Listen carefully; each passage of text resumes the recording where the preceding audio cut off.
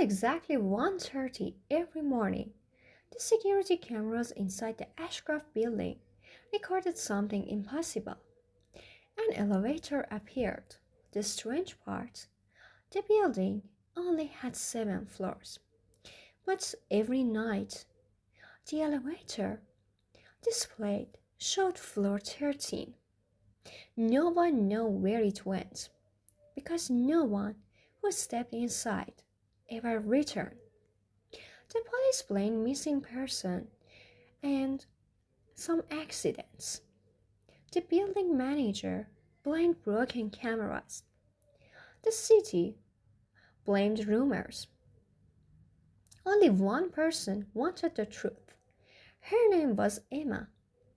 Emma investigated abandoned places for her online channel. She didn't believe in ghosts or curses. She believed in evidence. After convicting the building owner to let her stay overnight, she set up cameras in the empty lobby at exactly 1:12 a.m. Nothing happened. 1 minute later, the lights flickered once. The elevator doors slowly opened. A soft voice echoed through the empty hallway. Floor 13. Emma stared at the display. She checked the control panel. There had never been a button for the 13th floor. Yet now, a glowing silver waited beneath floor 7. She pressed record, then stepped inside.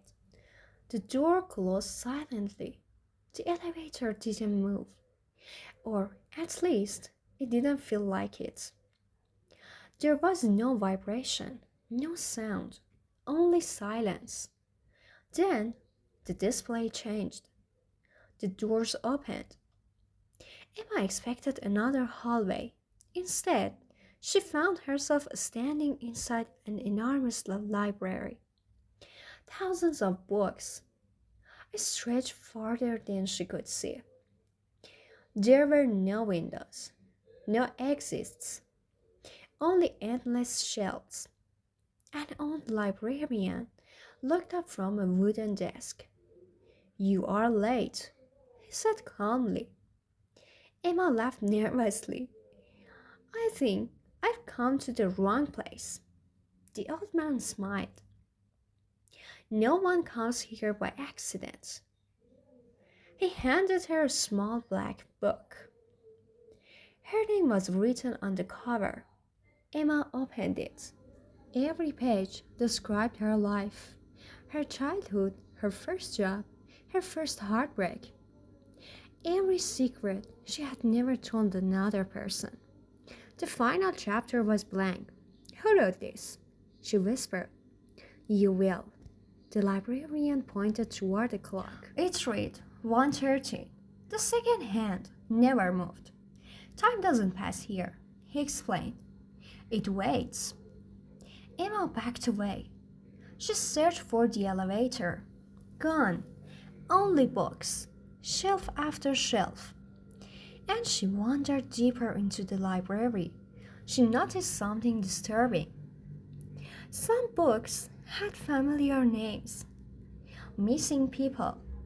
Each one had disappeared from the city over the past 50 years.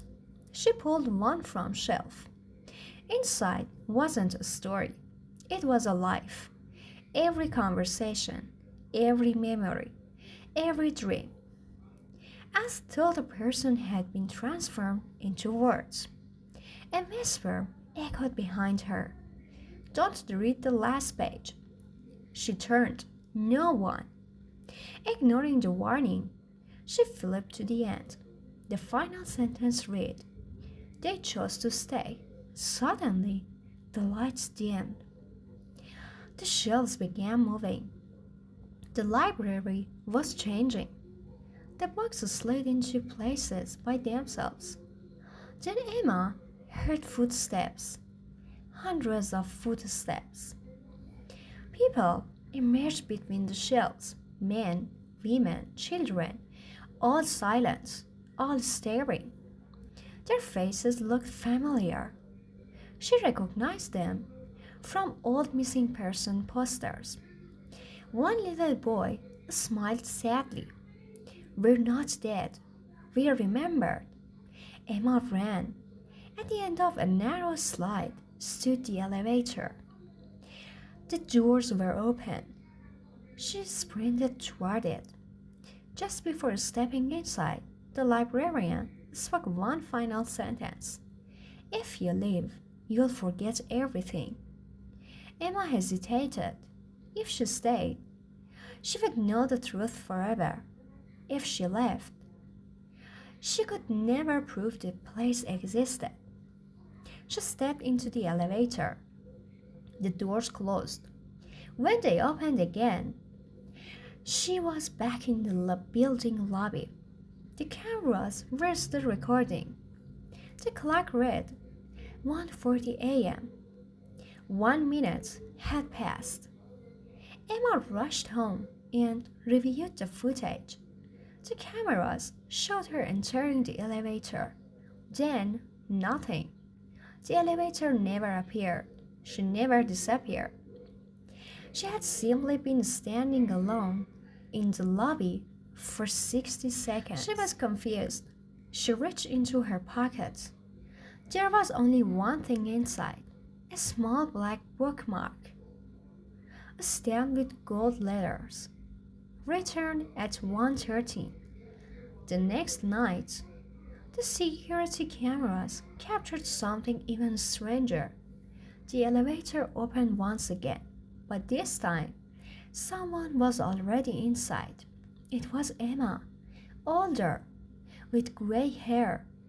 She looked directly into the camera, raised one finger to her lips, and whispered, "Don't come looking for me."